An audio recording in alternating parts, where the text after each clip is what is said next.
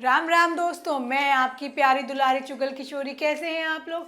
हम तो ठीक हैं और उम्मीद करते हैं कि आप लोग भी ठीक होंगे। चलिए अब बात करते हैं सीरियल की दुनिया की, जहां अनुपमा की परवरिश उसी को दगा देने वाली है। बताओ, समर ने डिम्पी के कहने पर मालती देवी के जाल में पैर फंसा दिया है। जबकि ये रिश्ता क्या कहलाता है में अभिमन्यु की आत्मा जाग गई है और अब वो अपनी बुद्धि का इस्तेमाल करते हुए अभीर को वापस छोड़ने जाने वाला है। जबकि गुम है किसी के प्यार में सभी के चक्कर में भवानी हडनी की पिटाई लगाने वाली है। अब ये तो थी मोटा मोटी जानकारी, लेकिन पूरी जानकारी के लिए रोज की तरह आपको हमारा शो देखना होगा। तो चलिए पहले अनुपमा के घर चलते हैं और वहाँ जानते हैं कि डिम्पी और समर ने क्या नया कलेश कर रखा है।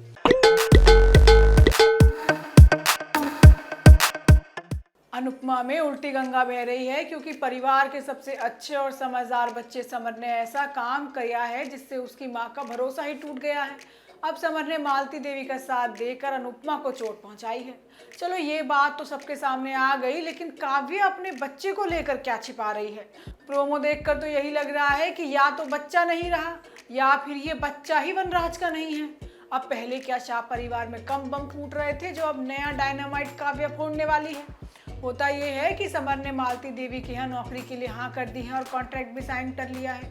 अब ये बात सुनकर सभी लोग हैरान हो जाते हैं। बापूजी तो कहते हैं कि समर तो ऐसा कर ही नहीं सकता, वो ऐसी गलती कैसे कर सकता है।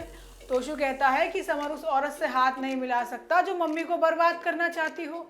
ऐसी गलतियां तो मैं और पाखी ही कर सकते हैं, तू नहीं। अब किंजल कहती है कि जरूर मालती देवी ने समर को ब्लैकमेल करने की कोशिश की होगी। अब सभी को समर पर हावी होता देख डिम्पी पारितोष पर चिल्ला बैठती है कि नौकरी ना करे तो भाई क्या करे, अब आपकी तरह घर बैठकर बीवी के टुकड़ों पर तो नहीं पलेगा। अब डिम्पी की ऐसी बात सुनकर किंजल भड़क जाती है और उसे तमीज़ में रहने के लिए कहती है। वो कहती है कि तोशु तुमसे बड़ा है और अगर इज्जत नहीं कर सकती तो कम से कम बेइज्जती मत करो। अब वनराज समर से बात करने की कोशिश करता है कि तू तो घर का सबसे अच्छा बच्चा है और ऐसा कैसे कर गया। अब बार बार अच्छा बच्चा सुनकर समर भड़क जाता है और कहता है कि मुझे अच्छा नहीं बनना और ना ही मैं अपनी माँ की तरह अच्छा बनने की कीमत चुकाना चाहता हूँ। समर कहता है कि अगर मैंने गलती कर दी है तो क्या हुआ, क्या मैं गलती नहीं कर सकता। अब अनुज भी समर की हरकत से नाराज है। वो कहता है कि बाहर सारी दुनिया है, लेकिन सिर्फ तुमको मालती देवी के यहाँ ही नौकरी करना था। समर कहता है कि मैंने तो ये सोचकर हाँ की है कि क्या पता मेरे वहाँ काम करने से उनके और मम्मी के बीच में सब कुछ ठीक हो जाए। वो अनुपमा से कहता है कि आपका बेटा इतना भी गैर गुजरा नहीं है कि आपके बारे में ना सोचे। वहीं दूसरी तरफ मालती देवी नकुल को बताती है कि वो अनुपमा को सबक सिखाना चाहती है, इसलिए समर को नौकरी पर रखा है। अब नकुल गुरुमा को समझाने की कोशिश करता है कि जो वो कर रही हैं वो गलत है, लेकिन गुरुमा कहती है कि अनुपमा खुद पर लगी हर चोट सह जाएगी, लेकिन मन पर लगी चोट नहीं सह पाएगी।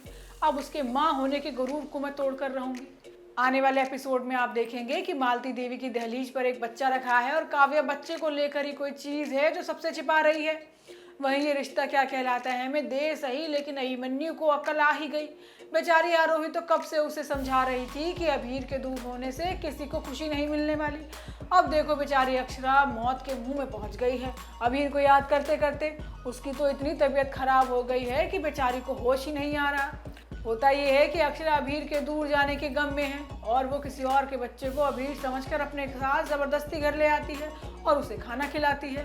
वहीं दूसरी तरफ अभिमन्यु गोइंका हाउस पहुंच जाता है और अक्षरा से बात करने की जिद करता है, लेकिन स्वर्णा और कायरव कहते हैं कि कम से कम तो उन्हें चैन से रहने दो, पहले उनका बेटा छीन लिया और अब ठीक से रोने तो दो।